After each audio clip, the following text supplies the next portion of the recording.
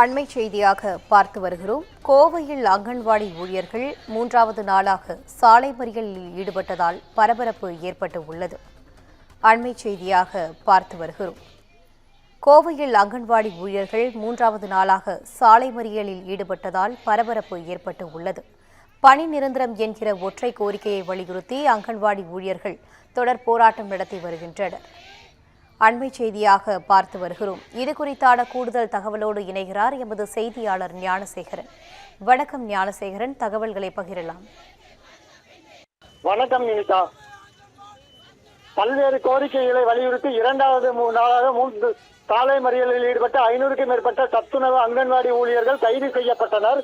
காலமுறை ஊதியம், காலி பணியிடங்கள் நிரப்ப வேண்டும் உள்ளிட்ட பல்வேறு கோரிக்கைகளை வலியுறுத்தி சத்துணவு அங்கன்வாடி ஊழியர்கள் தொடர் போராட்டத்தில் மேற்கொண்டு வருகின்றனர்.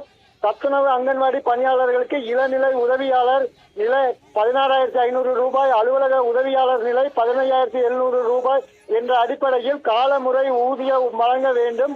காலி பணியிடங்கள் உடனடியாக நிரப்ப வேண்டும். அப்பொழுது 10 ஆண்டு பணி முடிந்த தகுதியுள்ள பணியாளர்களை 50% சேர்க்க வேண்டும். அங்கன்வாடி கோடை விடுமுறை, தற்காலிக பணி நீக்க காலத்தில் பிழைப்பூதியம், ஓய்வூதியர்களுக்கு அகவிலப்படை, தேசிய மருத்துவ காப்பீடு, மகப்பேறு விடுப்பு 12 மாதம் உள்ளிட்ட பல்வேறு கோரிக்கைகளை வலியுறுத்தி அவர்கள் தொடர் போராட்டத்தை முன்னெடுத்து வருகின்றனர்.